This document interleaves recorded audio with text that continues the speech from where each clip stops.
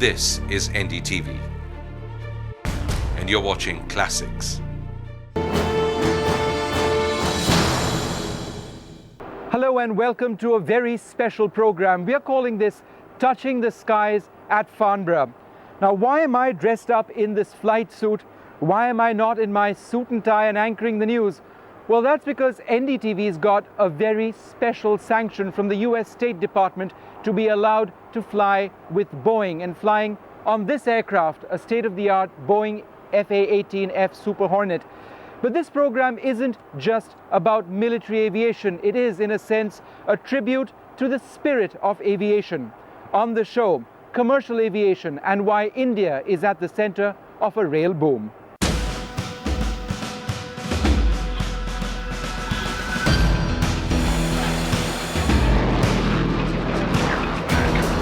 FA-18F Super Hornet, one of America's top guns. A state-of-the-art jet which can hit targets on the ground, in the air and out at sea. This is what I would fly at Farnborough, at what many consider the world's greatest air show. You could call it a boys with toys dream come true, and in a sense it was. I have always wanted to fly fast jets and have flown in the past on the Indian Air Force's Mirage 2000s and the Navy's Sea Harriers. But this would be quite different. The Super Hornet I would be flying is a generation ahead of the other fighters I've flown on, and in many senses represents the cutting edge of military aviation. And if Boeing, the manufacturer of the Hornet, wins a multi-billion-dollar contract, this jet could be in Indian colors in a few years. It is, if you spend more time fighting your airplane than the enemy, then you're guaranteed to lose. And so we try to produce an airplane where the pilot is never fighting the plane. They can concentrate all of their brain power, if you will, on fighting the enemy or attacking a target. Now we'll get you a pair of flight boots. My pilot would be this man, Boeing's test pilot Steve Schmidt, who in true American military fashion answers to the call sign Bull. But the bravado, if you can call it that, ends there. Bull wasn't the stereotypical American fighter jock portrayed on the big screen. He was, in fact, a silent operator, a veteran flyer with thousands of hours of flight experience.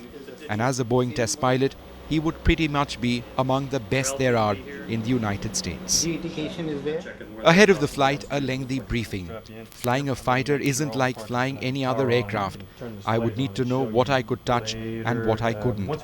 Bull also briefed me about the G-forces I would encounter and to what extent he would allow me to be at the controls to get a feel for the jet. But more on that in a little while. Fortunately, they won't be letting us do touch and goes here today, so it's just going to be a visual straight in. Sure.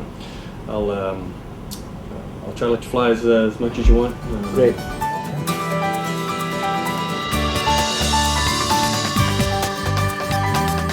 The briefing ends. We move close to the flight line and I'm strapped onto a G-suit and given my helmet.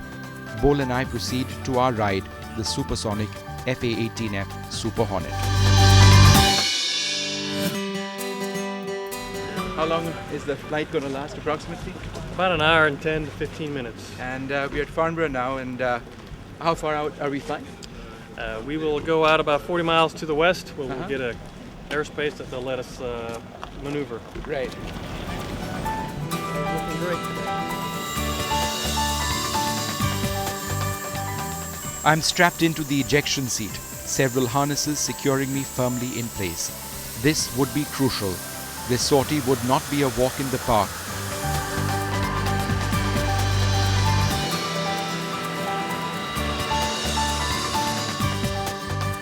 Bull intended to show me the full range of maneuvers. And then a final briefing from the pilot. I am, of course, seated in the rear seat of the twin-seater jet, and I get a quick lesson in communicating on the intercom. Like most modern fighters, the Hornet has a voice-activated system. There would be no buttons to push in order to communicate. And then we are ready to set off. It really is a big exclusive for us and is really a sign of the changing relationship between India and the United States. Remember, this kind of offer and this kind of sortie would have been unthinkable just a few years back. Bull starts up the two engines and we ease forward towards the runway. Takeoff would be on full afterburner, the engines at maximum power. We're airborne in less than 8 seconds.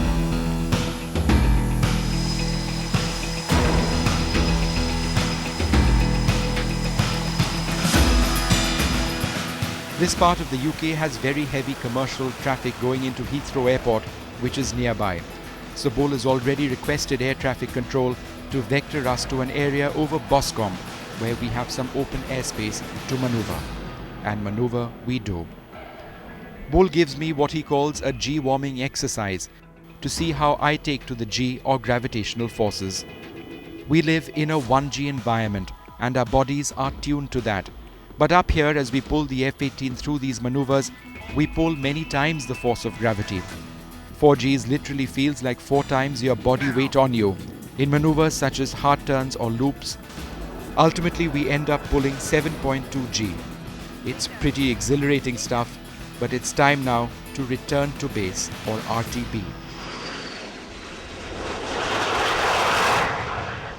We line up to land at Farnborough. The end of a fantastic sortie, a dream come true in a sense for me.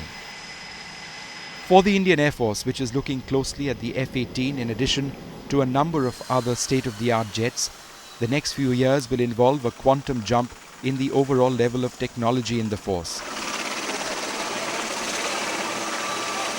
Well, it's something I always wanted to do, even as a small boy. I used to go to the airport and watch airplanes take off, and then once I actually did get to start flying when I was older, it's something I never wanted to quit. Anytime I've been away from flying for a short period of time, I've always missed it terribly. Just being around airplanes is something that just brings a smile to my face. And being here at like an air show like this, I feel like a kid in a candy shop. It's a deal which really is the future of the Indian Air Force. 126 brand new fighter aircraft from several competitors around the world. We have the Russians competing, the Americans competing, and European countries competing as well, with products such as this, the Swedish Gripen, an aircraft that has many of the characteristics that the Indian Air Force is looking for. For decades, the American F-16 has been the Indian Air Force's nemesis. Now imagine an F-16 in the Indian Air Force's colours. That may just happen in case Lockheed Martin, the manufacturers of the jet, win the MRCA contract. Imagine then the possibility of Indian F-16s duelling with Pakistani F-16s in the event of a conflict. It cannot be ruled out. And then of course there's the challenge from the F-18. As America's big aerospace manufacturers slug it out, it's a sign of the new relationship with Washington. That equation may still be in the process of being defined, but as far as the companies are concerned, they want to stay in the Indian market. Well, the meetings that I've had in India have been good ones. I think there is some question whether or not the United States is there for the long term or not. And I think that's going to be an issue that really will play out between our politicians, but certainly the Boeing company is dedicated to India. For the Indian Air Force, the 126 aircraft deal worth up to $9 billion will mean a transition to an entirely new generation of jets. Older types such as MiG-21s and MiG-23s are being progressively decommissioned, and consequently the number of fighters in the IAF is below its mandated strength. For some of the IAF's top pilots, such as the Deputy Chief, Air Marshal A.K. Nagalia, this has been the first opportunity to fly American fighters. How did you assess the F-18? What was the feeling of flying the aircraft? As regards the assessment, I would not like to say that I am assessing these aircraft.